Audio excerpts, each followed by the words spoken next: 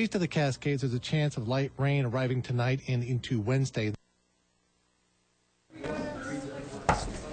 Good evening, everybody. Today is Tuesday, April 4th, and this is a Moscow City Council special meeting this evening.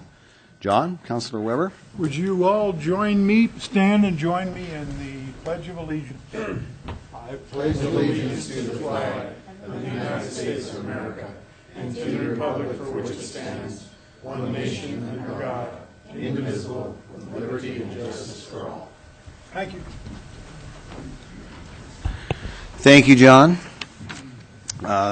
First thing on the agenda is a Mayor's Day recognition for national service that I will read and then we will present here when I'm done. Whereas the service to others is a hallmark of American character and central to how we meet our challenges together, and whereas cities are increasingly turning to volunteer services as a cost-effective means to engage citizens and meet community needs, and whereas service organizations such as AmeriCorps, the Corporation for National and Community Service, the Governor's Commission on Service and Volunteerism, Palouse Clearwater Environmental Institute, and Lewis Clark Service Corps place members and volunteers who help educate tomorrow's workforce, support veterans and military families, protect the environment, aid in disaster recovery, and more. And whereas the National Service expands economic opportunities through education, job skills, training, leadership enhancement for participating members, and for volunteers they train and manage. And whereas the National Service participants serve in more than 50,000 locations across the country, bolstering the civic, neighborhood, and faith-based organizations that are vital to economic and social well-being. And whereas the National Services represent a public-private partnership that invests in community solutions and leverages resources to increase the return on taxpayer investment. And whereas the dedication to the community service is lasting and influences future endeavors. And whereas the Corporation of National and Community Service shares a priority with mayors across the country to engage citizens, improve lives, and strengthen communities. Now, therefore, I, Bill Lambert, the Mayor of the City of Moscow, Idaho, do hereby proclaim April 4th, 2017 as National Service Recognition Day in the city, and I encourage everyone to recognize the positive impacts of volunteer service in our city, to thank those who serve, and to find ways that we may also give back to our community and our nation. Thank you. And with that, I'd like to present, I know we got a bunch of folks from AmeriCorps and others, and we'll get a picture. That's a lot of AmeriCorps people. Trump's trying to kill that. I know it. I mean, you're getting free stuff, Trump. Come on. Yeah, free labor. You don't want that? Yeah. Okay, rabbit ears. Yeah, we can photobomb this totally. You know, like get on my shoulders and we get. Yeah. Both in there at the same time. Ooh.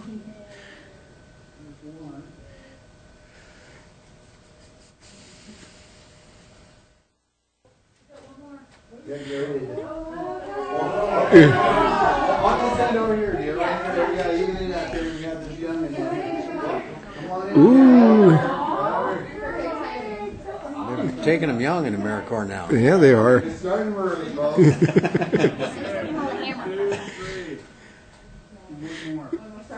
One, two, three.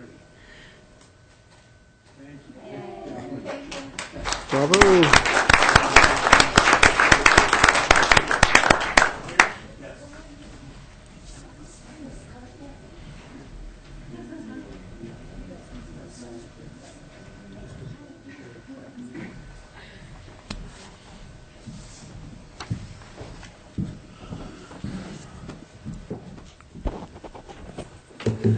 Now, before me, what I would like to do as well is recognize all the volunteer firefighters that we have here. So I'd love a picture of this group too, Gary. We got a gob of them out here. So you did real well the first time. You got this down. So as we get all our firefighters, I'd like to get a picture of all you guys, any of the ladies on the fire department. Come on up here. You're volunteers, and we certainly appreciate this in our community.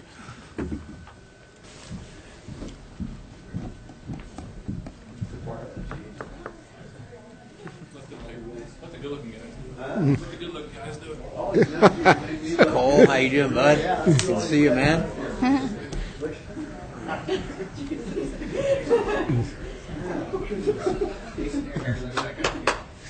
No, we got this. I can never. We could try to photobomb, but it's not going to work. Yeah. Hey there, Dan. How you doing? Daniel. All right, I want one too.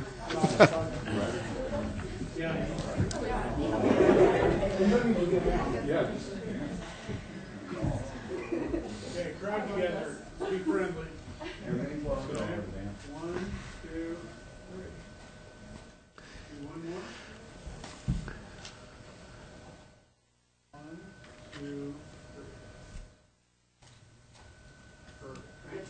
three. Bravo!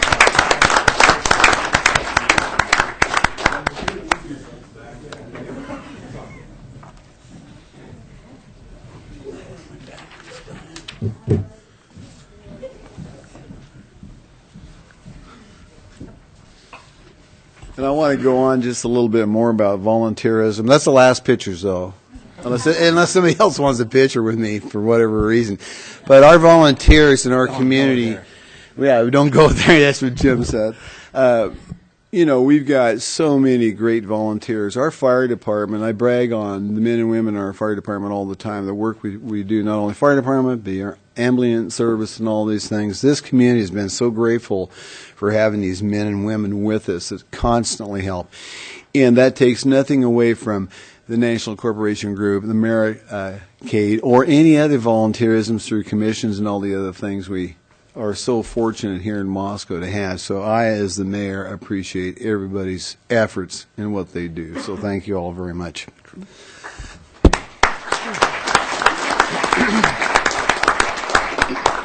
Okay, with that, I will move on to the consent agenda.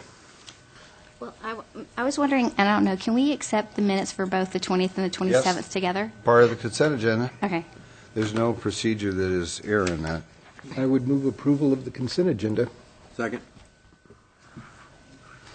Okay, we got a motion by Art and a second by Jim to approve the consent agenda as stated. John, I'll start the roll with you. Aye. Aye.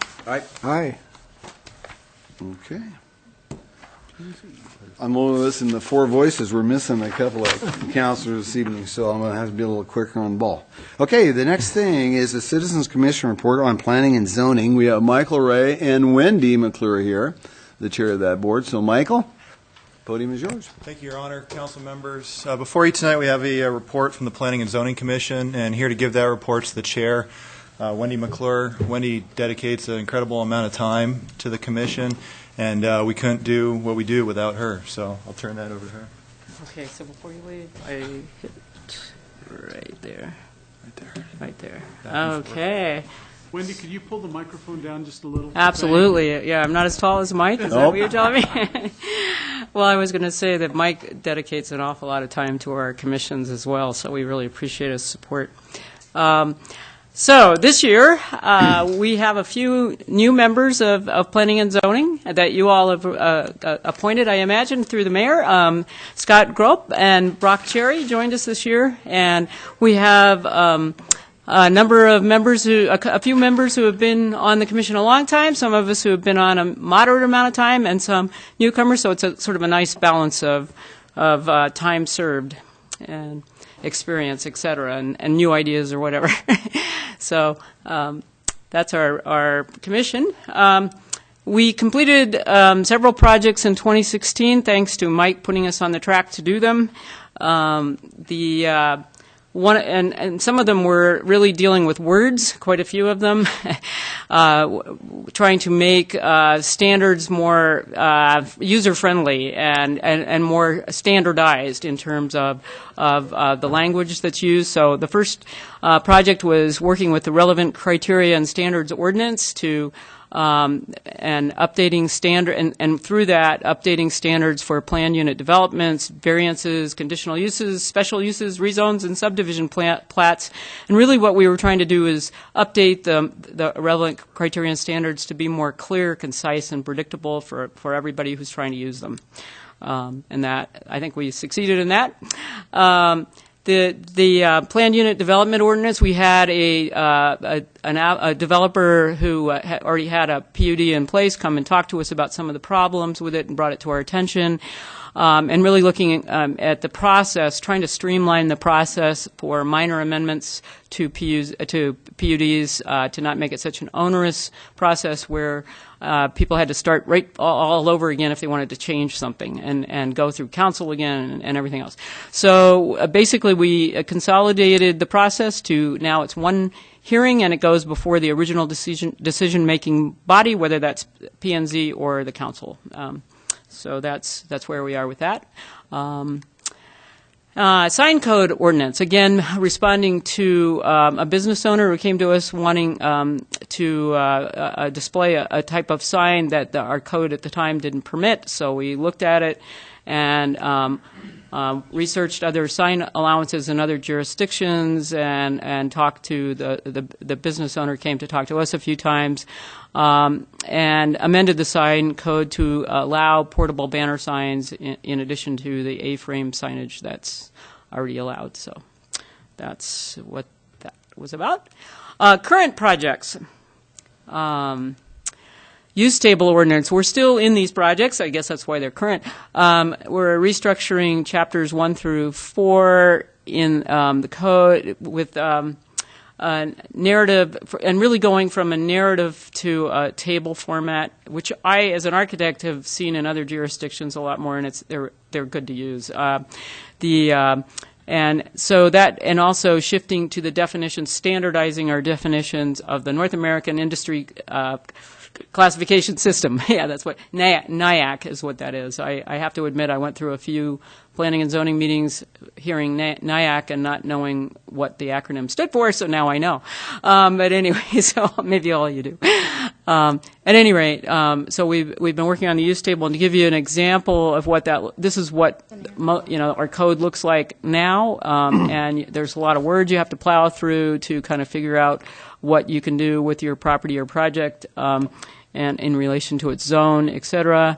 And this table sort of puts it all out there in one graphic and our table, and it's I personally find it much easier to realize that if you want to have a child daycare service, what's allowed in which zone, and et cetera, and sort of what the overview is, or any other land use that you may propose that would fall in this chart in the various zones that run across the top. So we're working on that one. We're getting closer. We've experimented with things like even bringing gray in every other line, and it's easier to read. So, so all those things are a work in progress. And then, of course, the bulk and dimensional requirements, like the setbacks, the size of the lot, what minimum lot sizes, and the side yard requirements, et cetera. What's allowed in each zone, or what's required in each zone. So you see that. We also have been working on off-street parking standards and an ordinance for that, and we've been working on revisions to it. Over the last year. We started out, and Mike is really good at reviewing examples from other cities and bringing them to us, and in this case it was 10 cities around the state and region, and then we formed a off-street parking standards committee it had a sort of cross-section of the community of stakeholders. 2 commission members served on that, Greg Dickinson and myself, and we also had a building contractor, civil engineer, landscape architect, contractor, land use attorney, horticulturalist, citizen. So it was a good cross section. Victoria, who's in the audience, also served on that. And we then we met, and we met 3 times as a committee, and then came back with some good changes to the ordinance, and some of those so now some of the main changes are really trying to shift some of the burden onto staff approval instead of requiring conditional use permits, which are more time intensive, and regarding off-site and joint use parking lots, letting staff maybe make a determination there, and providing incentives for bicycle parking. parking with a reduction in parking requirement, taking out inconsistencies in certain sections, and just generally clarifying the language, making it read better. And landscaping requirements are probably one of the bigger areas, trying to define, really get more flexibility into it, but more effectiveness as well. And so, and restructuring the area. And then the off-street parking illustrations ordinance will have illustrations going with them, and you can see that a picture's worth 1,000 words on that, I think, showing that the change from right now we have a 3-foot strip that would run between the head-to-head parking, and it's moving out to having these island sections instead of that. For a lot of reasons are preferable. And we're also updating the comprehensive plan, and we're doing chapter by chapter, and we're on chapter 3 now, right? So I think we talk about chapter 3 this coming week, and that's what we've been up to. A lot of sort of policies, streamlining, et cetera, just communication material. More than anything. Does anybody have any questions? One thing, Wendy, first off, you're the chair, which I really appreciate the work that you do on that commission. That was the first commission I served on in the city of Moscow back a number of years ago, and it's been You went in with your feet on the fire, then. I've been on a few. Well, yeah, there were some interesting times. There's no doubt about it, and I didn't have a clue about what I was doing, so it took about 2 years for me to figure out what in the world was going on. But there's a bunch of other counselors up here, as well as Jim Bolin and Art Bickey, that were on it, and of course John and Catherine have been liaisons from the council on P&Z. So that's a great commission. So questions for Wendy? Don't have a question, Bill, but I would like to congratulate and applaud the work you do, and with Mike leading us. With Mike and Bill probably to some extent too, or to a large extent to both. He's always there with an answer. If he doesn't have an answer, he finds one. He does. And planning and zoning is one hard-working committee, and thank you. Well, thank you, and thank you for having Mike helping us, because otherwise it would be much harder. Yeah, I just want to add my kudos as well, and especially consolidating a lot of language into easily accessible tabular form. I wish it was that way when I was on P&Z, hopefully done by somebody before I got there, because it's a heap of work to try to consolidate all of that stuff. And all the other good progress that's going on, I love it to pieces, and hang in there, keep going at it. It's great. Thank you. You're welcome. Anyone else? All right. And thank you so much. Yeah. And thank you. For your presentation. Okay. The next item is staff recognition report that Gary Reedner will present to us.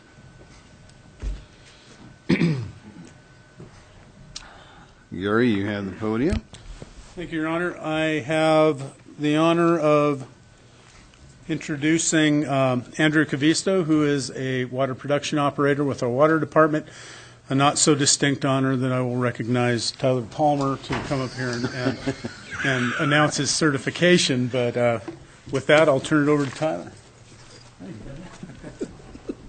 Sorry to disappoint, Gary. Hi, Tyler. Mayor, Council. As Gary said, we've got Andrew Cavisto here with us. Some of you may remember it wasn't quite a year ago we had Andrew here with an advancement to a journeyman operator, and today we are really happy to be able to advance Andrew to a senior operator, which it's a short period of time. It's probably a record in the city for the amount of time that Andrew's been able to do this. He's really set an example for the operators in our water department. And in the public works department as a whole, he's just an exemplary employee. He's one of those guys that if you said, "Geez, if I could clone that guy, I can't imagine what I'd get done." He's always answers the phone. He's always willing to help. He's bright.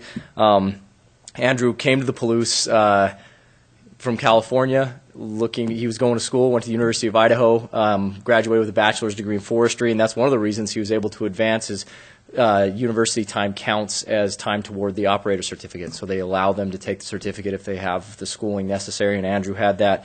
He's just an exemplary operator. You know, in water, in all that we do in public works, it's so critical, but in water especially, we have to have continuity because the systems that we run, we don't have the option to fail. It has to always be there.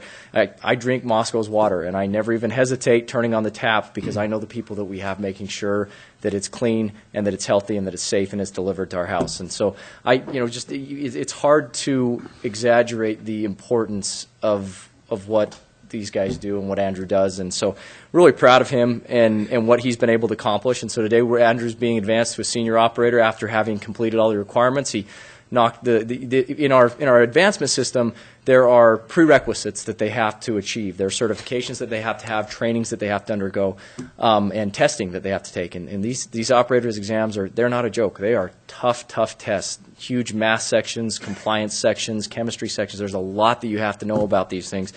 And Andrew passed with flying colors, and he completed the last of the tasks. And then the biggest thing they have to have is their supervisor's recommendation, because what we like to ensure is we can have really competent people that maybe we don't like all that much, and we want to make sure that we've got the right people in these positions. And as a senior operator, we expect them to be able to take leadership roles in the department, and we're all very confident that Andrew has all the capability to do that. So that will have. I've got Andrew's supervisors here. Mike Parker, as many of you know, is our water manager, oversees the department, and Mike Dimmick is the water production supervisor, so he's Andrew's direct supervisor. And really appreciate their work mentoring Andrew and getting him to this point. And Andrew's here with us, too. Well, let's get Andrew up and let him talk a little bit to us. The supervisors can, too, but I'll let you guys after. We'll give this guy a shot. But there's a comment I want to make. We take it for granted, our water. Our water needs to be clear, it needs to be pure, it needs to be safe for all of us. And as Tyler, I've been drinking Moscow water for 40 years, and I'm in pretty good shape, I'm here to say. But the thing of it is our customers, who are our residents of our city, just simply rely on us. So this is a big deal for us, Andrew. Anytime somebody takes that extra effort and extra steps to make it happen, and I, as the mayor, am very, very proud of what you achieved. Now, with that, I'll let you speak. Well, thank you, Mayor. I appreciate it. Really want to say thank you to my supervisors. Without them, I wouldn't be here. They're really pushing me, taking me outside the box, teaching me everything. So I really do appreciate the supervisors helping me out and getting me to where I am. And hopefully I'll continue with many more years here and continue working my way around the system. And I want to just say thank you very much.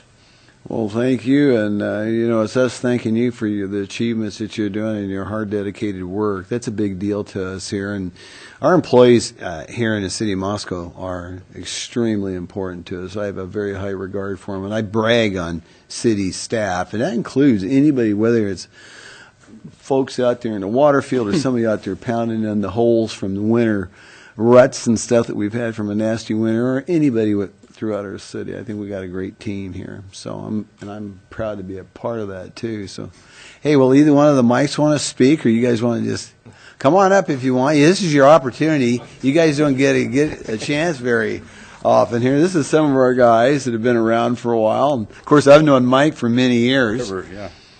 It was great with Andrew, because I was kind of left by myself when my supervisor left, Gary Smith, and it was just me. And I was thinking, what am I going to do? And thank God for Andrew. He took it to heart when I looked. There was a baby drinking a bottle, and I said, "That's your water. You got to make that water good for that." And he's taken it to heart. And good job. He's a great kid.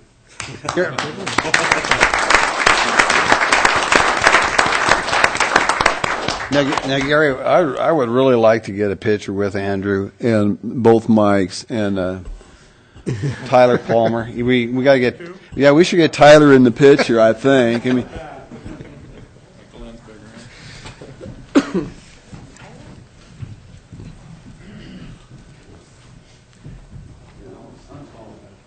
a real chance to photobomb Tyler. Yeah.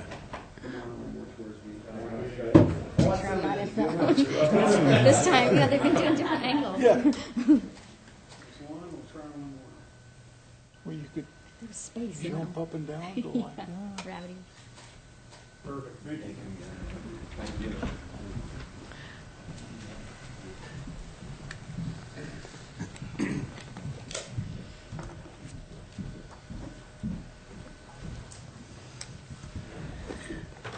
This is kind of fun, Gary. We got any more of this stuff going on? This is this is the fun end of these meetings, getting a chance to recognize people and talk to them and congratulate them on the hard work and efforts. Got to spread it around from Spread- meeting to meeting. Yes, we do.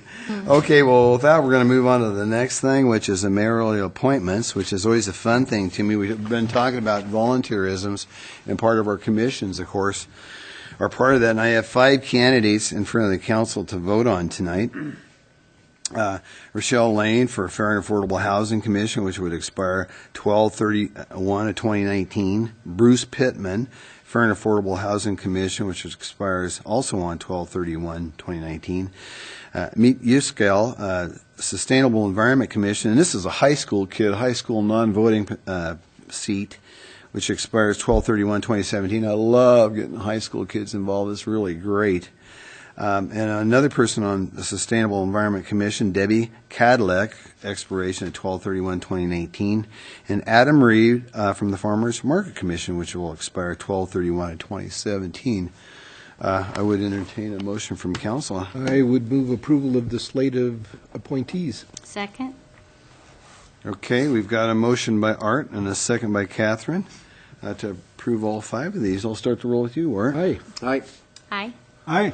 Okay, any of those folks here this evening? I did not see it. I love to get people here too and let them get a chance to talk, but they don't have to. But anyway, thank you. They're probably at home getting buyer's remorse. John, that only happens after the sticker shock of doing it for a while. So, but anyway, we certainly appreciate everybody's efforts, and this is a wonderful community for volunteerism, as I've said. Okay, now we'll move on to the next item, which is public comment and mayor's response period. I'll allow 15 minutes and let folks come up and talk to us on things that is not in front of planning and zoning or the Board of Adjustment or something that is on our agenda this evening. Can come up and tell us what's on their mind. We would like their name and address, and we'll give them 3 minutes to speak. You've already had everybody up in pictures. I don't think there's anybody left. Oh, well, there we have it. So with that, Catherine, we will move on to the next thing. This is exciting. Moscow Volunteer Fire Department Annual Report. Chief Nickerson is here. Chief, how are you this evening? Mayor, Council, thank you very much. If I can figure out how to work this. We can get somewhere and close this.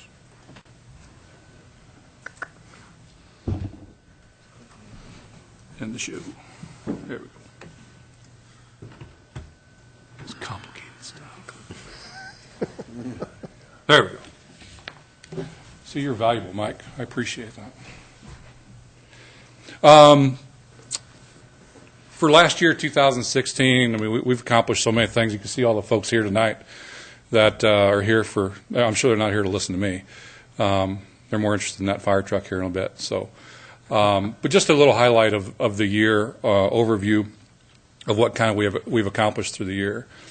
Incidents for the year, 74% is our average for rescue and EMS calls. That's both just regular EMS calls. That's motor vehicle accidents and calls of the like. Fires were at 2.81%. We did a little over 2,300 calls last year.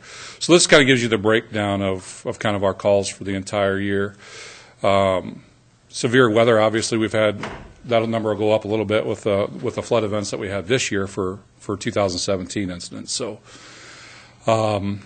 moving forward, this gives you the breakdown of the type of incidents and how many there were per for the top tier calls for the year. So kind of gives you both the graph and then the numbers to break it down to see how busy we actually were. You'll see down there at the bottom overlapping incidents. That pretty much means that if we're out on another call or busy on another call, we get another call. So almost 30% of the time we're out on 2 different calls at the same time, at least for the entire year. And this year so far, the last time I looked, we're at about 35%. But obviously that can fluctuate throughout the year. So let's see here. Breakdown by month. Our busiest month is August. Some wouldn't think that. There is no explanation of why we have some of the numbers that we have, but it is relatively consistent with the exception of July. Not really for sure, again, why. Just because the students are gone maybe they're coming back in August. I'm not really for sure, but as we trend forward over the next few years, we'll be able to see what the actual trend is. That's the one good thing about our data now. We can capture these type of things by month and by time of day and all those things and kind of see the patterns throughout the year. So, day of the week, busiest day of the week is Fridays, not by much on Thursdays. So we're not for sure if the weekends really start on Thursday. Who knows? It's just kind of the trend it looks like. So, and so that kind of gives you an idea, a picture of what we're looking at throughout the, and then the history over the next few years, like I said, will have an impact on what we're doing.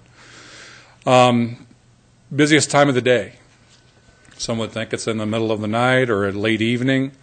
Basically, 134 calls at 5 o'clock is the busiest time of the day. And this is all collective throughout the entire year. So this is just a breakdown by day. Relatively even after you get after 9 o'clock in the morning, and then breaks off around 9 o'clock at night. Projects we had going on last year and a little bit this year. Record storage, we got all our records. The Moscow Volunteer Fire Department, we moved all the records down to Station 1. We're reorganizing the stuff at Station 3, so that's pretty much completed or just about complete. The group here, the specifications for the new engine, had a lot of input into all this with Tyler and Rick and everybody. It was a collaborative effort, really, of everybody getting together and throwing out ideas and thoughts. So I think we're going to have a pretty good engine once we get the approval to move forward with it, and everybody's going to be pretty happy with it. Resurfaced the parking lot at Station 2, which is a pretty big deal. It's almost $100,000, both between the rural, the volunteers, and the city all pitched in to do that. So that was a big project that we did that lasted pretty much most of the summer and into a little bit of the fall once the residents got back. We upgraded the living area at Station 2, and basically what we did was there were some old bunks and old interesting ways of putting bunks up in the air. So we took a lot of that out, recarpeted everything, repainted everything, bought them new bunks and stuff. So I think they're fairly happy with it. I think you only got so much space, but I think it's a lot better living area. They have desks now in their room area, so they can actually study. For those that study, everybody, all the residents here do study regularly too. It's every day. So it was a big deal, I think, for the group. So what we completed this year is we hired, Debbie's here, I think, somewhere. Debbie Karskalen is our new division chief of EMS, which we'll have. She's pretty happy about it. Have a ceremony here in about a month where everybody will be invited. So about that. So that's forthcoming. And I want to thank Dave Reynolds for all the work that he's done in the last 12 years. He's been here 10, 12 years, and it's brought our organization a long way forward. So, and I know Debbie's going to do great things. I have faith, every bit of faith in it. So I think we're going to do some great things. Training Academy, we've had a class online, which was something a little bit different. I think it was pretty successful. A couple of them are here that attended that online class. We had a regular academy class in the fall. We try to work through multi-company stuff, multi-agency stuff. We try to do things with Pullman and Potlatch and Troy and Genesee and all those. And I know in June we're going to have a wildland meeting with the groups, as we do every year annually, to go over wildland incidents for this year. Live fire training, we try to do that as much as we can. Obviously, with the winter the way it wasn't practical to do some of that. So hopefully we're going to start that here soon on company nights and academies and all that. And plus, obviously, the council approved last year to purchase new burn boxes or Connex boxes to replace those. So Scott, the training officer, Williams, is working on getting that all lined out for this summer as we hire our summer residents to get those replaced and have those good for the next 5-6 years. So we average every year. We have 10,000 hours of training almost every year. And then we have 5 paramedics in paramedic school this year at LCSC, and they expect to graduate February-ish, February of 18. So we'll have 5 more volunteer paramedics, actually 1 paid and 4 volunteers. So we should be moving forward, which is a great thing. And Debbie's going to shake the trees and get some more, I think. Any questions? Pretty simple. Hang on a second, Catherine. Go ahead. Oh, I You had a was going to say, hang question? on. My question is, when you showed the first slide and you had the pie breakdown and then you had it in the chart and it shows how many false calls, and it's like between 11 or 12 and 13%. What do you do when you realize it's a false call for the citizen to know they've made a false call? Like, what's the next step for them? Like, I know you have to go out, and then what happens? Well, usually we'll help them either reset the alarm, because a lot of folks don't know how to reset it, but we go to make sure that it is a false alarm, because we have known to have places that will reset the alarm before we get there, and then we get called back an hour later for something else, whether it's burnt toast or whatever. But you got to wait for everything to clear out before you can reset the alarm. So we'll help them reset the alarm, make sure everything's good, and then we'll let them back in the house, and it's turned over to them right after that. So it varies. The false alarms really vary, because that includes somebody burning toast. I mean, we had somebody burn their hair the other day, straightening their hair at the sorority. And it goes off. And it go off. I have one more question. Go ahead. My other question is, in the 10,000 hours of training, what does that work out to be per volunteer? 100. Is that like the minimum required for the department, or is that like what you all did above what's the minimum? Well, that's just everything total from day 1 of January 1 till December 31st. That's just total cumulative for everybody. That's all that is. And that's ambulance as well as. Yep. So, but isn't there an individual requirement too? There's things that we're working through and so forth to There's not to get a everything requirement right. yet. The minimum right now is 24 hours per person. Well, that's what I was So remembering. yeah, everybody more. meets that. Everybody meets that. But obviously, most of the people in here have way more than that. So Yeah. Well, Brian, I'm glad Thank I'll you. get you in a second, Art. I'm glad that all these fire guys are here, both men and women in our EMS, because we are going to talk about a couple of things, and the fire truck is one of them. We'll talk later on this evening about. But also, we're going to talk about our citizens survey here in a little bit too, and both our fire service as well as EMS ambulance services show up on that as well that we're going to discuss. So I'm glad we got a good group of folks here. Art, you had a question? Just my ignorance coming to play, but what the heck is a good intention call? it could be somebody thinking that they've seen something, and it's nothing when we get there, or it's basically a non-event of nothing. And if you go into some of these, like that next screen down there, I think, if you go in there, each one of those are broken down into, you can have 15, 20 different things under each one of those categories. So it's kind of broad. But everything collectively goes up underneath that group. So it's really where some of these folks place it within the system is where it goes. But it's pretty much good intent is non-event. Okay. So. Catherine? Since the amount of fire is down to 2.81% or whatever you had up there, and most is emergency response, is part of the volunteer hour training the emergency response stuff, not just fire? Are they Yes. split? No, it's everything. Everything collectively as one organization. Everybody gets everything. Everybody, you mean broken down into what people get How do you break it down? in the training part? Yeah, do people like say I'm tracking and I'm going to do more fire training, or I'm tracking and I get to do both? If they're on the ambulance company, then they focus pretty much on the EMS training. If they're on both, then they train on both. Okay. So it really depends on where their participation is in the organization. Okay, So they and could then be the both, they could be cumulative- one, they could be both, or the other. Okay, and then the So- cumulative is 24. And the cumulative is Gotcha. Thank you. purpose. Well, Brian, for 2,313 various calls throughout 2016, you folks did a wonderful job.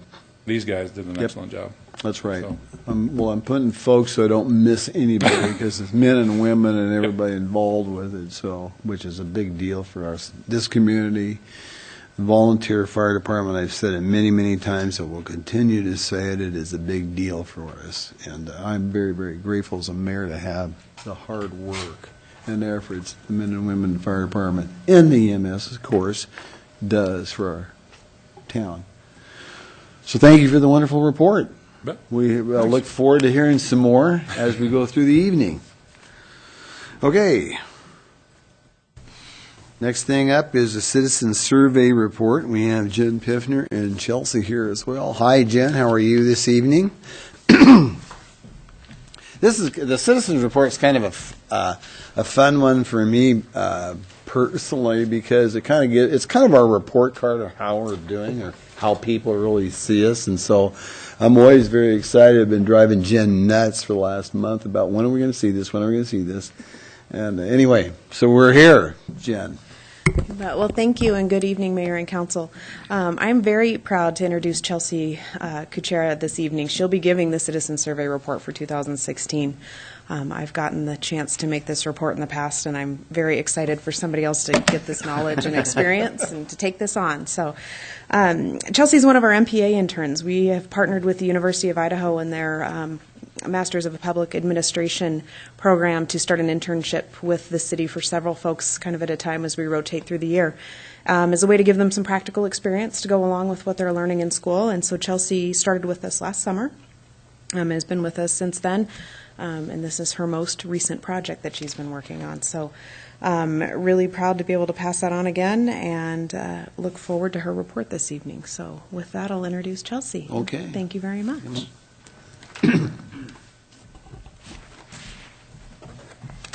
Hi, Chelsea. Good evening, council members, mayor. I want to thank Jen for her assistance in the process of putting this report together. I couldn't have done it without her. And I'm going to be presenting on the report, but I do have paper copies if anybody in the audience would like one, as well. I provided each of you a copy. And I think I sent it out in a director's email this morning to provide the information to everybody. So we'll get started. I'm going to go over a little bit of the background of the survey to just remind everybody what it is that we do and how we collect the data. It's the 8th biennial citizen survey. It is conducted in the fall, so it was in September and October of 2016. It's intended to assess overall quality of life, city services, and residents' concerns and opinions. This benefits not only capturing citizen opinion, but also is a way to extend citizen outreach. It provides information that is helpful in strategic planning, decision-making, goal setting, resource allocation, program and policy assessment.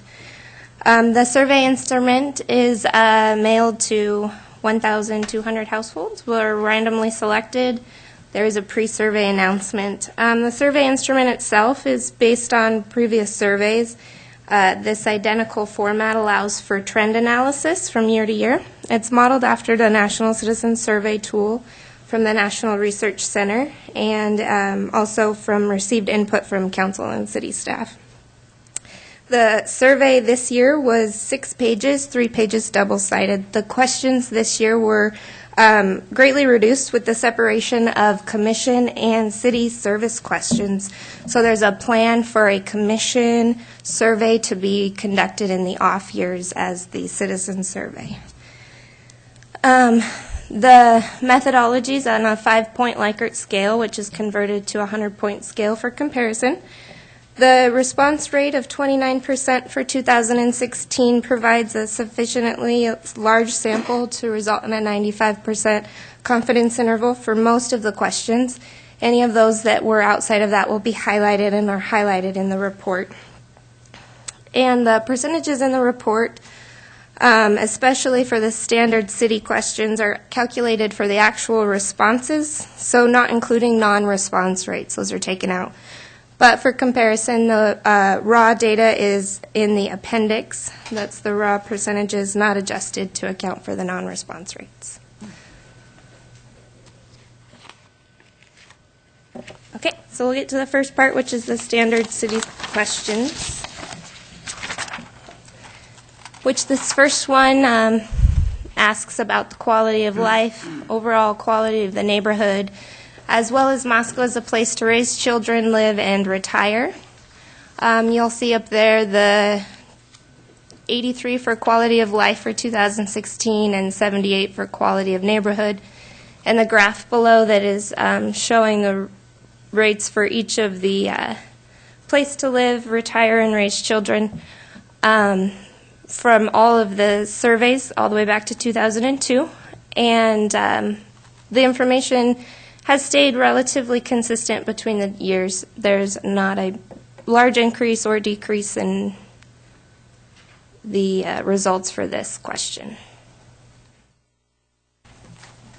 Next, we have characteristics as they relate to Moscow.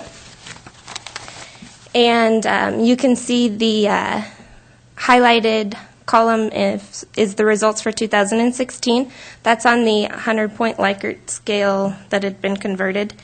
I do want to note that the percentages were changed today. There were some corrections on the percent change amount, although the analysis remained the same. Shopping opportunities had a significant decrease this year and will be discussed a little bit later, as well as they were identified in open-ended questions, and that is the lowest score received to date. Air quality, on the reverse, had the highest score to date, with a dramatic increase as well. And the rest of the questions remained relatively stable within 1 or 2 points of the prior year's survey. This next slide is in reference to safety. So how safe you feel from violent crimes, fire, property crimes, and thanks to all of our great servicemen and women, not only on the police force but on the fire department. This also remains relatively high and within 1 or 2 points of each other, consistent to prior year's surveys. This next slide discusses problems in Moscow, and for the purposes of clearly examining these items, the larger percentage per items mean that the item was perceived as less of a problem. So drug abuse, alcohol abuse, and domestic violence are seen as the worst problems. However, it is important to note that those three also receive greater than a 20% don't know or non-response rate, which does make their statistical results less valid. And then just slightly below that, though, growth in the rest down to loitering youth did receive the appropriate confidence interval for the statistics.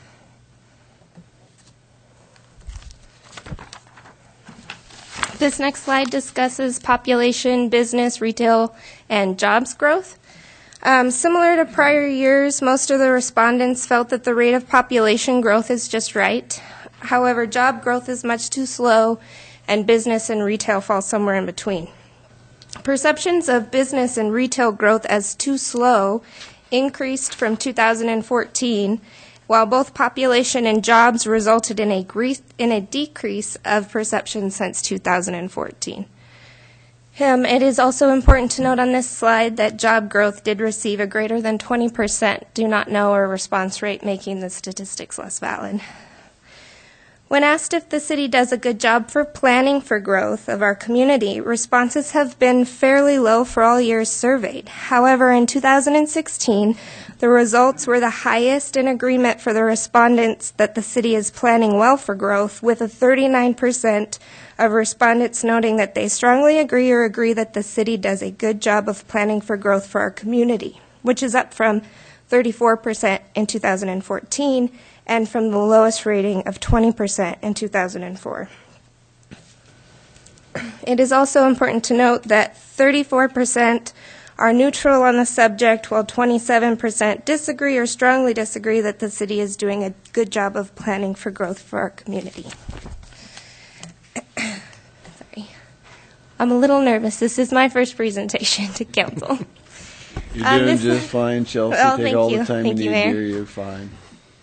This next slide talks about the frequency of service use based on visiting the library, recycling, participating in recreation programs, and etc. On the left, you will see the most frequently used to the least frequently used in that order. And then the chart on the right, for the purposes of clarifying, examining this question, the larger percentage items represents the results for once or never used the service. So most services remained within 1 or 2% from 2014. However, participation in recreation programs and activities received 6% more responses that people once or never used that service than 2014. And visiting the 1912 Center received actually the opposite, so more responses or less responses that they had never or once used the service than prior years. This next slide discusses quality of service, and these scores that are displayed are on the 100-point scale compared from 2016 to 2014. They maintained within 0 to 3 points for the scores of most items. Exceptions include the amount of public parking, which dipped 4 points from the 2014 survey. The two that are highlighted is police services, which increased by 4 points from 2014 and reached the highest satisfaction score for that service at 82. Police services have steadily increased since 2002 with an overall increase of 11 points. Recycling services had the largest increase of 6 points from 2014. Recycling ratings have ranged by 9 points over the years. I do think it is important to note that the City of Moscow implemented the single stream or not sort curbside recycling on February 1st, 2016.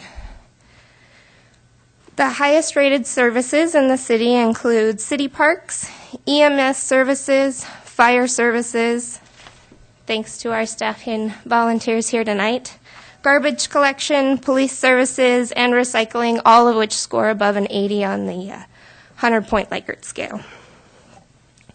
Chelsea, I just want to make a comment on that because we got a lot of firefighters and EMS folks here, and you know, I love to look at stats, and fire service at 85, that's the highest it's ever been. It was 85 in 2014 as well, and then EMS ambulance went to 84, which was the highest ever. It was 83 in 2014. So that just goes to show you what the spectrum of folks in our community feel about the job that you men and women do out there, and that's a big deal to us. So those are statistics that are terrific.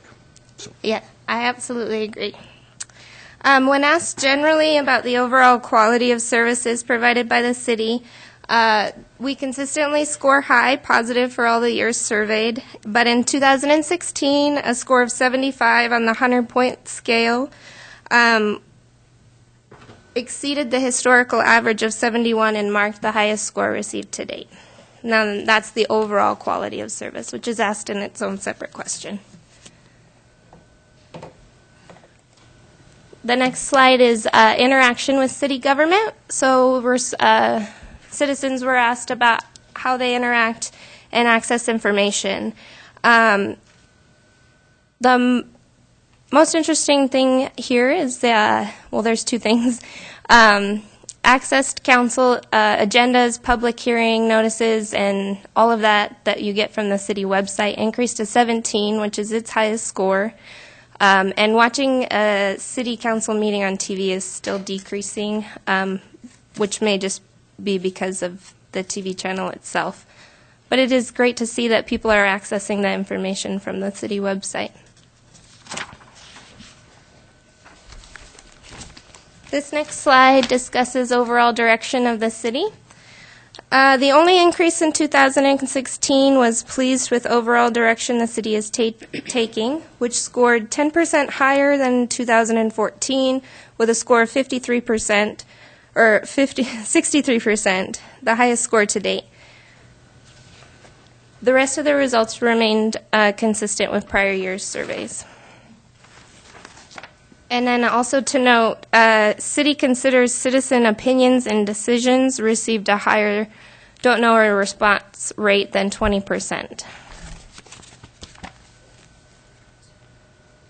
This next slide is obtain information. And this is the first year that the survey asked about city-sponsored social media, which did receive a large sum of the pie there right after local newspaper and city website. Okay, the next section we'll discuss is demographics. On this first slide, I have for you employment and enrollment. Citizens are asked if they're employed, full-time, part-time, and enrollment. In the years surveyed, percentages were fairly consistent with about 3 to 4%. But in 2016, full-time employment results increased 9% from 2014, and not employed decreased by 8% from 2014. These results align with the decrease in responses for job growth is too slow and an increase in response for just right from question Q6 on the prior analysis. You know, a question for you on that, Chelsea, too. And when I was reading these stats and numbers, I thought, well, maybe you just got to have more people that are retired as well. Because in the demographics, we got 18% of them were 65 to 74, and 25% was from 65 and older. Yeah. So I thought, well, maybe this survey ended up running into more of those folks than previous Prior years. surveys. Yeah. That could absolutely be true. This next slide is method of transportation. It's pretty straightforward. As a follow-up question, the largest chunk, which is motorized vehicles, 71%, is asked if they also ride with other people, adults or children, to and from work, when 16% of those said that they do, while 56% said that they do not. This next slide is just the breakdown of residence, housing, and household makeup for the survey. This is consistent with the prior year's surveys. So in the box above, you have age range, then you have housing and household makeup below.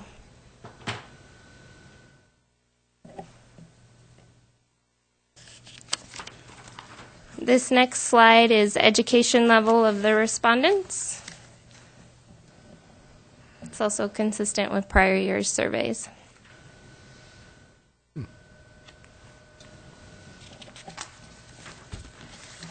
On this next slide is income. The results for the 2016 survey noted the decrease in those making less than $24,999 and an increase in those making $100,000 or more. The trend of those making less than $24,999 has been decreasing incrementally over the years, with a 14% decrease from 2002 to 2016. As well, those making $100,000 or more have increased 14% since 2002. The two wage earners in the middle have remained relatively consistent.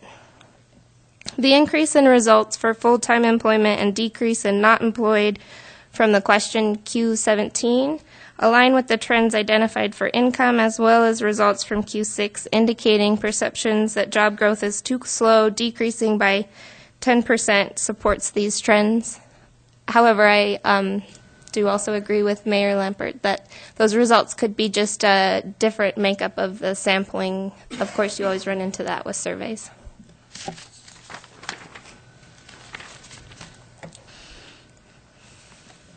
This next slide is the race or ethnicity, age, and gender makeup of our respondents.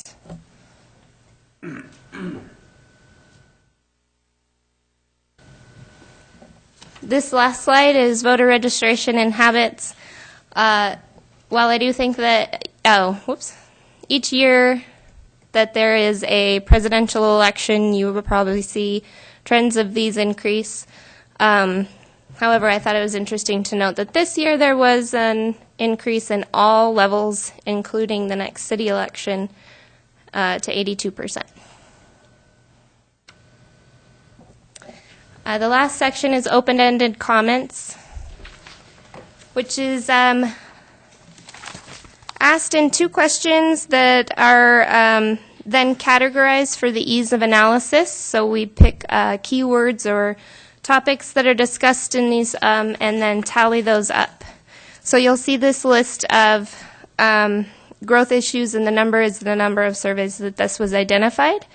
Growth issues were identified in a large amount of the surveys with write-in responses. Growth issues are categorized as, in this analysis, as need for business growth, need for general growth, and too much growth or demands, which I have bolded in the table above.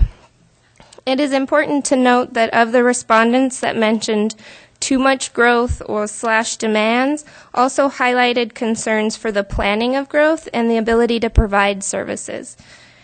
Many of the other issues identified relate with these growth issues, such as traffic, water, street maintenance, jobs and employment, and affordable housing.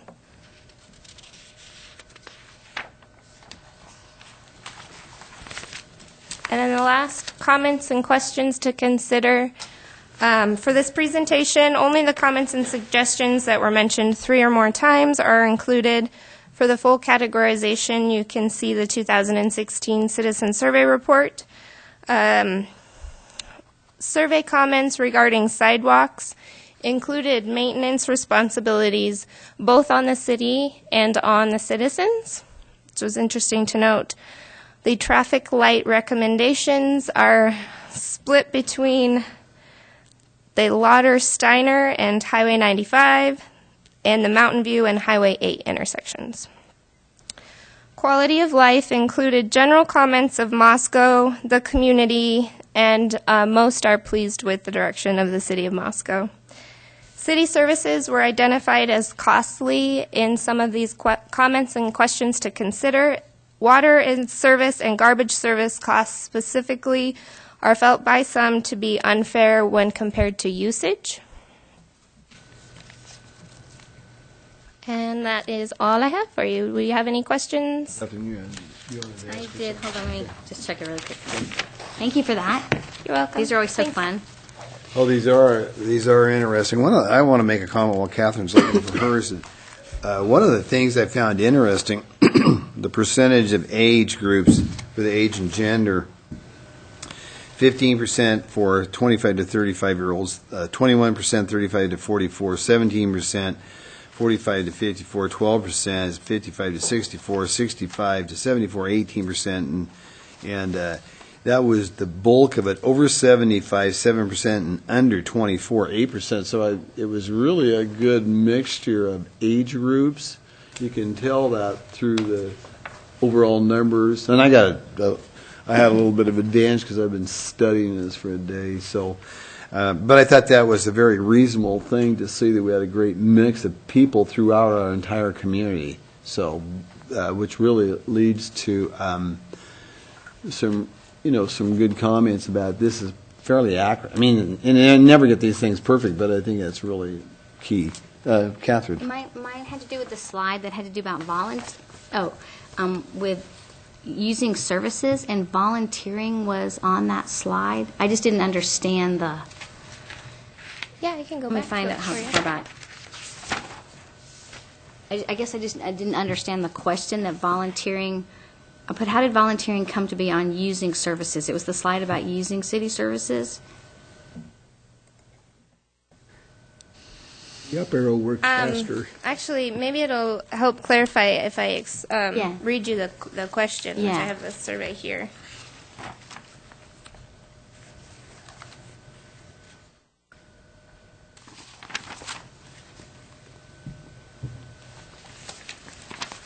has something to do with this here. Frequency.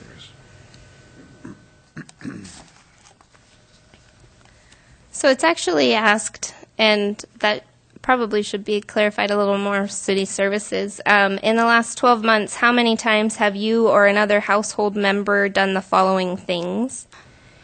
And volunteered your time to some group or activity in Moscow is one of those. Okay, yeah, that makes sense. And then the other thing, I was really glad to see the uptick of the city website being used with all the information that the city staff has been just loading up there. And so I had wanted to ask Jen about just at some point when you had talked about that's going to be taking place at some time. So that's just to put out there when I'm excited to hear when we're going to get that information. I'm also excited to hear. I don't know if there's an update. We've worked through the RFQ process on that and have identified a potential vendor, and we hope to, in the next week or so, get it prepared to bring to committee for consideration by the council. Oh, yay. So Moving along. hopefully, yeah. All right, thank you. Art. So I was just going to follow up with your comment about the age demographics, in that all we have in here are the responses of the people who chose to respond to the survey, and it's kind of surprising that well, maybe not so surprising, that the college-age cadre, who were also included in the random survey submission, just round-filed it. So we don't really know what the lower than 24-year-olds are really thinking here. Well, 18 to 24. Yep. So that's kind of a little gap that I don't know if we can fill, but it's something to keep in consideration as we interpret the data. Yeah, it is consistent that the university sector of town receives the least amount of respondents. It is what it is. Yep. Other questions for Chelsea? Questions? Jim? Chelsea, on the age and gender thing, where you've got the age groups there, would it be possible to maybe put in there what percentage of the population, of the total population, is in each of those groups, so you could compare how that might help you to interpret that, I would think? Yes, definitely. We can provide census data. That would be the most appropriate comparison. Know how far 8% is from the total amount of, which I would assume is quite a bit higher than that. Yeah, we do review and analyze that in the report and check to make sure that we are staying consistent with the census data. So we're trying to get the most accurate representation of the population we can in the sample. But it still depends on them responding, yeah?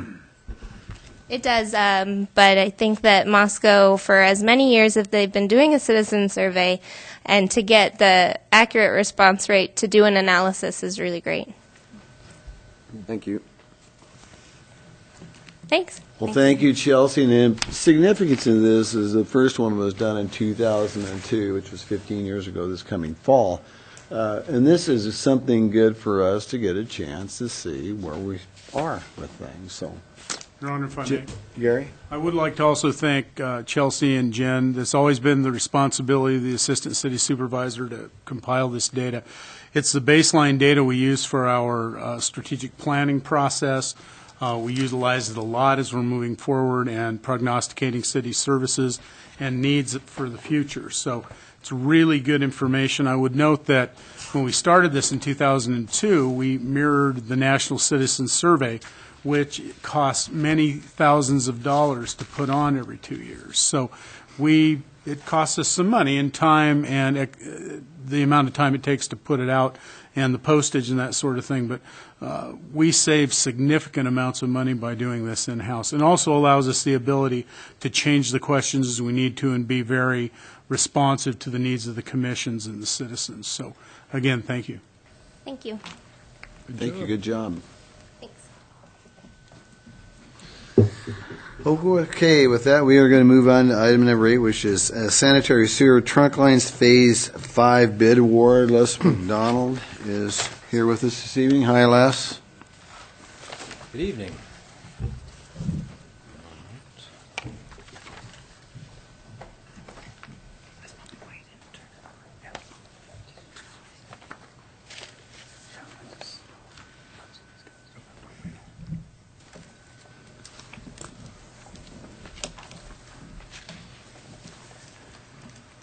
Mayor Lambert, members of the council, good evening. This evening, I'm here to talk to you about a bid award for a project which is one of an ongoing history of projects related to our sanitary sewer system. To give you a little bit of a background on this project and how it fits in, this map is pretty small scale, so it's going to be a little hard to make out much, but bear with me for just a moment. What this shows, though, is the southwestern quadrant of the city. So State Highway 8 Pullman Road is up here along the upper left top edge of the map. The State Highway 8 Troy Road heading to the east is down in this area. US 95 generally here, so the downtown core right in this area. This is actually a portion of our sanitary sewer system mapping, and so there's a lot of detail here as you zoom in. But I wanted to use this to kind of give you an idea of an overview of how this particular project that we're discussing tonight fits into the overall scheme of our sanitary sewer system. So going back to roughly 2001 time frame when the Idaho Transportation Department constructed the South Couplet connection and reconfigured the intersections of US 95 and State Highway 8.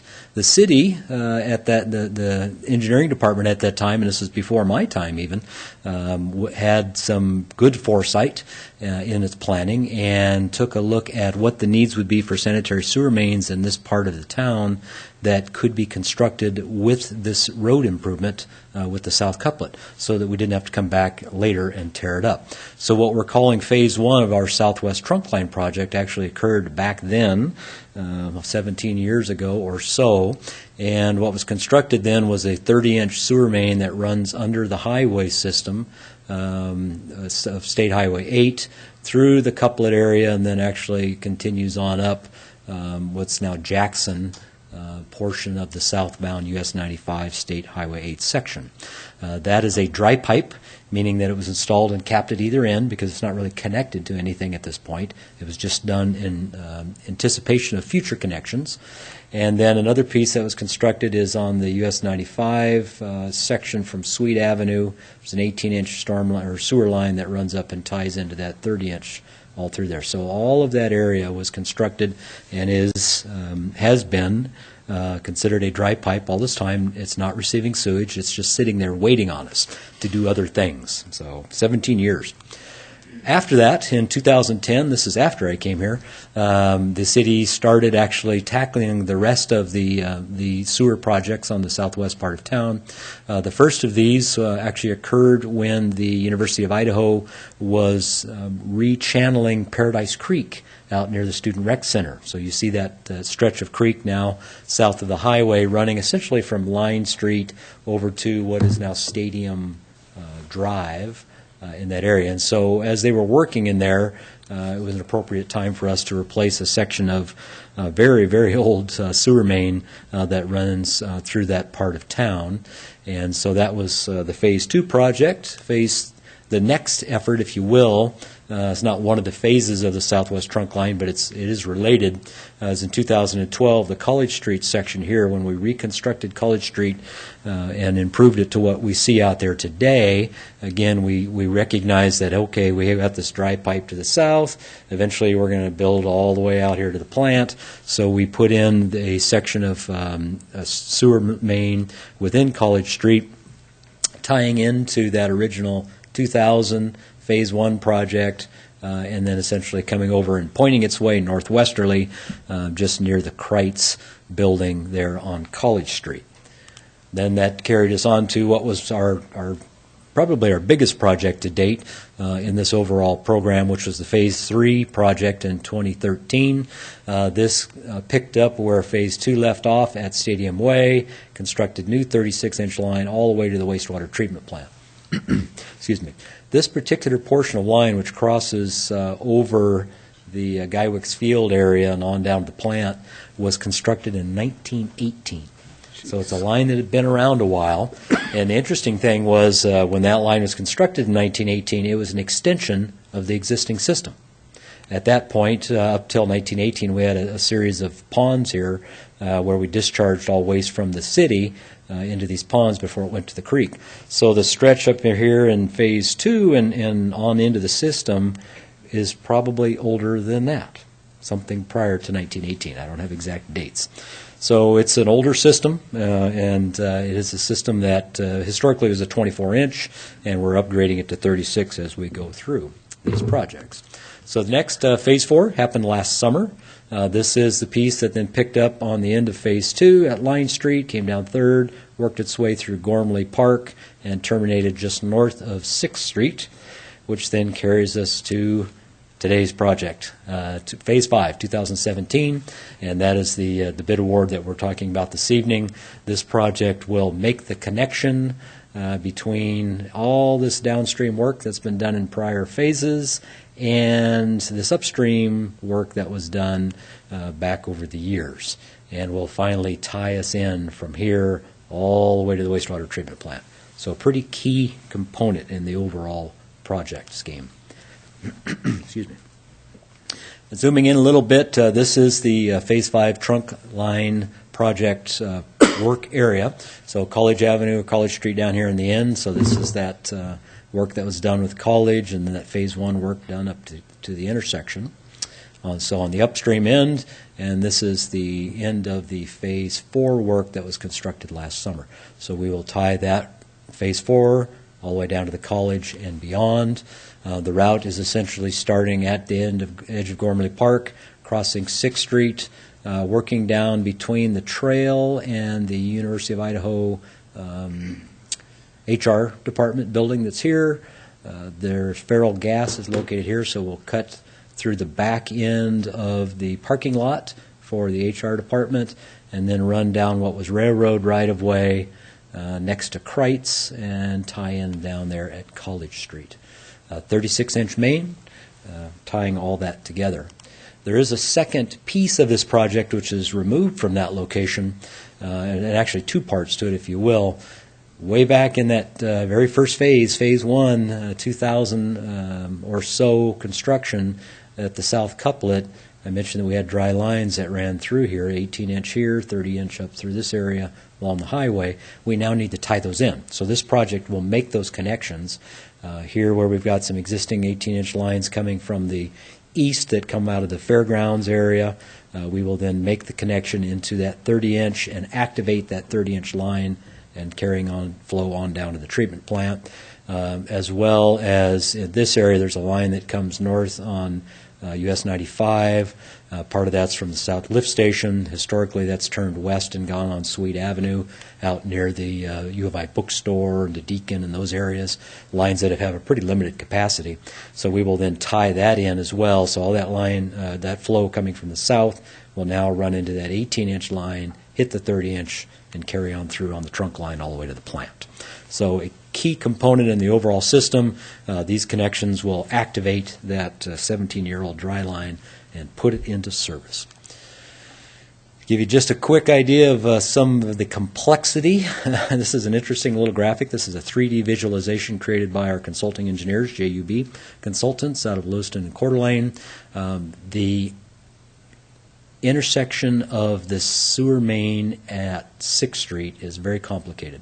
There are multiple sewer lines coming in through the area, some passing down the street, some crossing the street. There are storm lines in here, there are water lines through here. So this is they had to actually create a 3D rendering of all the elevations and horizontal locations of all the pipe network within the street so we could be sure everything would fit. And we don't want to get out there and find out that you're putting in a 36-inch main, and guess what? You just hit a 12-inch water main, or the storm line's in the way. Those types of things. We're also taking some advantage of the opportunity while we're in the street to make some upgrades to other utilities that are there. For instance, the storm line that's through there. The line on 6th Street has always been a problem for us for capacity. So in the area that we're disturbing the road, we will also be upsizing that storm line so that it improves the discharge down to the creek. Just to give you some views from the street to give you an idea where we're talking about this project happening. This is on 6th Street looking into the ball fields there at Gormley Park. So the Phase 4 project last summer came down through this area and terminated roughly out here in the grass. We will pick up there and then bring it on into the streets. If we're turning around towards the right, so now we're looking easterly. That is Taco Time there. That's the new Stacks restaurant building on the north side, just completed last summer. So the line will cross here, and this is the pathway coming in, Paradise Path. And so it will actually cross that 36-inch and go on down to this area off towards the south. Working our way to the east a little bit, we're now looking to the south. This is Taco Time, their drive-through. The project, let me back up one step. In the road work, we're going to be starting here at the end of the bridge and continuing easterly, and then terminating here west of the railroad, or excuse me, east of the railroad tracks, just shy of the Taco Time entrance. Within that section, so from the Taco Time driveway to the bridge over Paradise Creek, we're going to be essentially reconstructing the entire roadway section. All new base, all new paving sections, taking out the railroad track crossings that are remnants from the railroad when they were here, replacing a lot of the curbing, particularly on the south side, sidewalk improvements, things of that nature.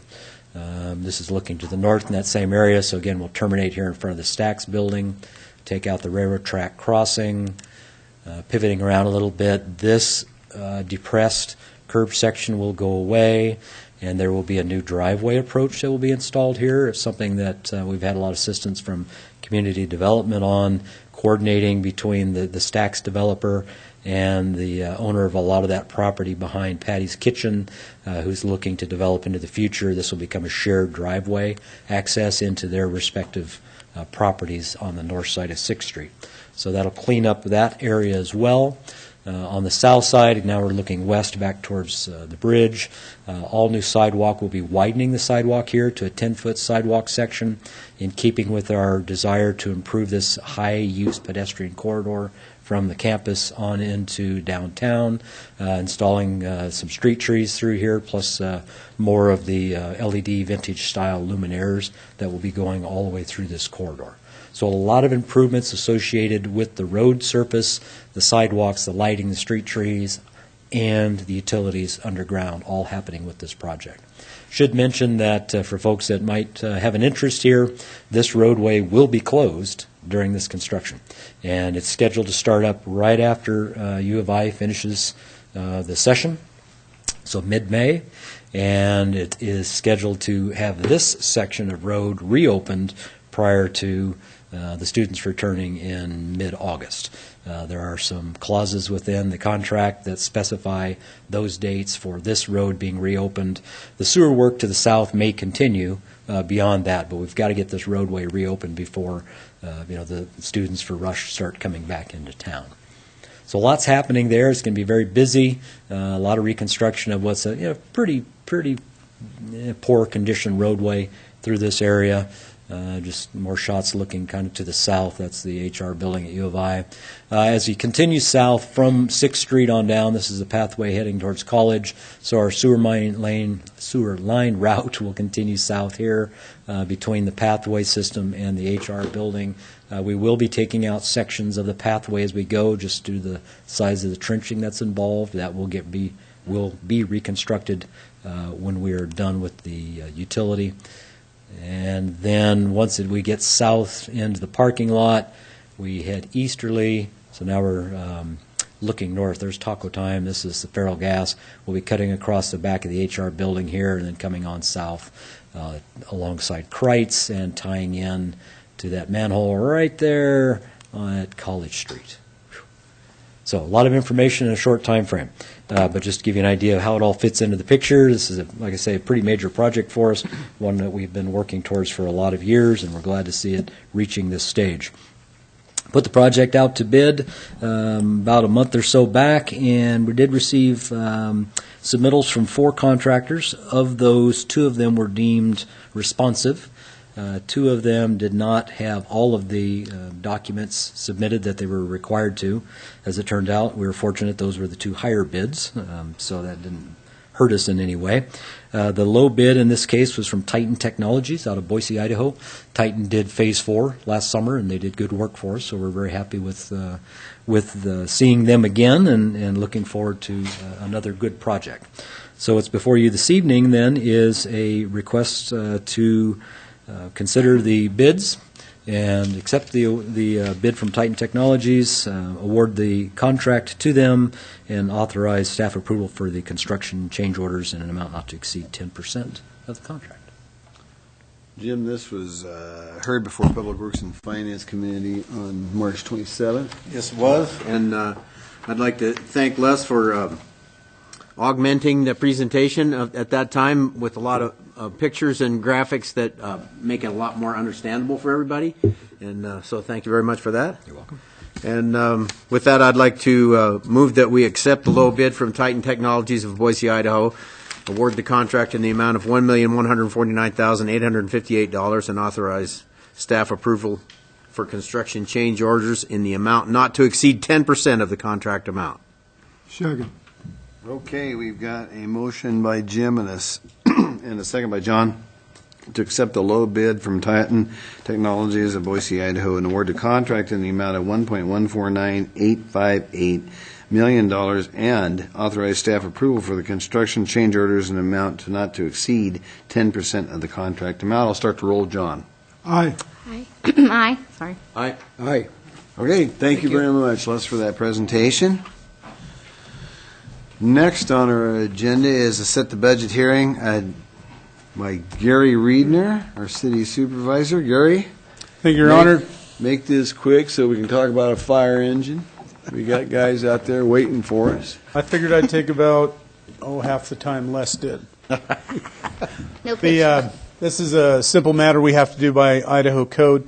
We need to set our annual budget hearing every year. We need the council to do is to set the budget hearing for the fiscal year 2018 budget, set it for August 14th, 2017. That is the actual public hearing on the budget. We, of course, will have 1 or 2 day as necessary council workshop on the budget in July. So that's what we need to do tonight, set the budget hearing for August 14th. Okay, so we need a motion on that. I would move that we set the budget hearing for August 14th, 2017. Second. Okay, we've got a motion by Art and a second by Catherine to set the public hearing date for FY 2018 budget on August 14, 2017. I'll start with you, Art. Aye. Aye. Aye. Okay, now, Mr. Palmer is with us to talk about a fire engine. Mr. Mayor, Council, I appreciate having a moment to talk about something that's really important for our community. I know most of the people in the crowd were probably here for the sewer project, but we'll disappoint them now and talk about the fire truck. I don't think that I need to go into a whole ton of detail about why fire apparatus are so important to our city. What I'd like to talk about a little bit is the process that we went through and the reason for the need right now and what we're talking about with the replacement of our fire engines. We've got an old fire engine fleet, an aging fire engine fleet that needs to be replaced. And in any city fleet, fire engines are typically the most expensive unit in the city fleet. You know, we're talking $500,000 for engines, plus when you get into ladder trucks, you're talking significantly more than that. You know, routinely over $1 million for ladder trucks. They're expensive pieces of equipment. And so for small municipalities like the city of Moscow, we really have to be careful through this process. There's no such thing as an off-the-shelf fire truck. I think we've all bought things that we look back on and say, oh, I got the wrong one. I did that with a snowboard this weekend and almost broke my wrist. And it's one thing when I'm buying a snowboard, but when we're buying a $500,000 fire truck, we don't get the option to get it wrong. It's something that we have to get right, and we have to get it right up front. Each fire department handles things differently. There's huge differences between volunteer forces. There's differences between where the water is sourced. There's differences between the types of response that they handle. And so each truck is custom built. And so we have to go through quite an extensive process to generate a specification to try and ensure that we're getting the right product for the city of Moscow and for our needs. And doing it in as efficient and cost-effective way as possible. And that's really what we've set out to do and spent the last over 12 months really spending a lot of time and a lot of hours on this process. I'm going to hand this around. This is a piece from, an actual piece from our fire truck. This kind of illustrates the need. This is a common wear piece. This is the pipe, part of the piping system that distributes the water around the truck. And as you'll look at this, there are several places where we've worn through threads and actually worn right through the fitting on these. And, you know, if you think about a fire truck, these aren't on the outside of the truck or readily accessible. And we've got to repair these types of things. You're tearing the entire fire truck apart. And this isn't an anomaly. This is just an example of many of the failures that we're beginning to see.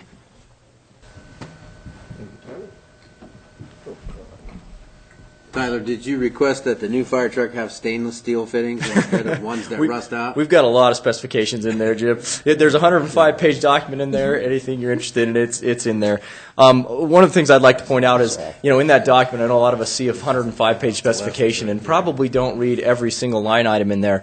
But I would be remiss if I didn't let you know that there are a lot of people in this audience who did read every single line within that. And in particular, I'd like to recognize Rick Benjamin, our fleet supervisor, who worked tirelessly on this in conjunction with Chief Nickerson and his staff, who were just immensely helpful. This kicked off over a year ago. Chief Nickerson led a contingent of people to go to a show in Indianapolis where they show a lot of the newer fire apparatus where people can start to get an idea of what's available. Through that process, we came back and began the generation of a specification. That process was a lengthy process because we wanted to make sure that we got everybody's input. I'm not the one that's going to be out on this truck putting my life in danger fighting a fire. It's the people who are using it, and we want to make sure that we give them the appropriate tools for the job that we ask them to do, and that in the case of the city of Moscow, that they volunteer to do for our community, which is a huge thing. And so we really felt that as a huge responsibility to make sure, in the fleet department, we really try and ensure that we provide the people with the tools. We do dangerous jobs, and in fleet, we have to provide the tools for these people to do those jobs, and we take that responsibility very seriously. And so we had 6 separate meetings with the fire department. We had a kickoff meeting with the entire fire staff and really appreciated their input through the process. It was just critical. Then we went and had individual company meetings where we went out and we had illustrations, drawings. We had different options. We looked at what we have, what we don't, what's necessary. And one of the things that I would like to emphasize, I was really impressed with our fire department in that it's really easy as you look at these things for people to say, oh, I want the Cadillac. Whatever's the best, whatever's the best. But they were so practical through the process. They looked at their needs and what the needs of the community are and really worked to get something that was practical but would meet the needs for the city of Moscow. And it was a really great collaborative process. I was just so impressed with how engaged these people were. And it was amazing to see, especially some of the younger volunteers who had studied this and researched this, and they'd come to our meetings with their companies with such great input. And these are volunteers that are giving their time to this, learning about something, and caring enough about our city that they're giving this input. So it was just really a wonderful process to go through. In the end, that resulted in the 105-page specification that you see. We also did extensive research on procurement and what the best method for procurement would be. We have different options for procurement that we can pursue. You can go through a standard bid package, which involves quite a bit of staff time in putting it out to bid. One of the big advantages that we have right now is there are purchasing consortiums that are available to us, and the Attorney General for the state of Idaho has deemed them legal and okay for us to use. And so we've used these purchasing consortiums for various purchases in recent years. We bought the loader last year through the purchasing consortium, and what it is it's basically it's a government bid process on a big scale. It's like the state bid. The state bid will put out certain vehicles, different pieces of equipment, and then any governmental entity can buy from that. And so it's economies of scale for government is what it really is. It allows us to have a bigger pool, which is really important when we're a small community like us. We're not Los Angeles. We're not buying 100 fire engines a year or something like that. We buy a couple every 15, 20 years, and so in this case 25 years. And so it's really important for us to be able to take advantage of those economies of scale. And so that's what this allows us to do. The purchasing consortium, which we're proposing in tonight's presentation, is Houston Galveston Area Council, is what it's called. It's HGAC. There are two large purchasing consortiums. One's NJPA, National Joint Powers Alliance, and this one's the Houston Galveston Area Council. And those are the two big ones. Fire apparatus is on the Houston Galveston contract. And so the advantage of participating through this contract, as you'll see in the packet, is we experience some significant savings up front, and then we also save the cost of the staff time and the cost of putting it out to bid because we can purchase it through an already bid process. And so what we have before you is a proposal to authorize the purchase of a Pier Saver pumper through the Houston Galveston Purchasing Consortium in the amount of $514,893. And with that, I would stand for any questions you may have, and I've got a lot of people here to help me answer things that I might not be able to. Tyler, I got a question. You had mentioned 6 meetings with various people. I'm sure that includes Rick from our shop. Yeah. So these guys have got to be working on this thing. I mean, so we want to, now when I read through things like this, that's the first thing I think about. Okay, who's ordering that? Are the guys that are going to be on operating this machine, as well as the guys that have to work on the thing when it services, so on and so forth. So you did a good job in this, explaining all that. So good job on it, Tyler. All right. Where does it come from? This truck will be built in Florida. And so it's built in Florida. There were some discounts that we could achieve through different items. One of the items that it's offered as a discount is if we fly someone to Florida and drive the truck back ourselves, we get a discount. But as we looked at what that discount was worth versus the liability that we'd incur driving the truck back from Florida, we decided that one probably wasn't the best deal, and so we're going to have them deliver it. But Florida is where it's built. Well, you just torpedoed my second question. Could it come back faster if they just turned on the lights and ran code the whole way back to Moscow? John. I would move to authorize the purchase of a Pierce Saber pumper AS 632 fire engine through the Houston Galveston Purchasing Consortium in the amount of $514,893. Second. Okay, we got a motion by John and a second by Catherine to authorize the purchase of a Pierce Saber Pumper AS632 fire engine through the Houston Galveston Purchasing Consortium in the amount of $514,893. Your Honor, now that Tyler's given the sexy part of the presentation about speccing and buying it, this represents a kind of a change in course by the city. As you know, last year we accumulated in the budget $277,000 to see if we could accumulate enough money in order to purchase a truck over a several-year period.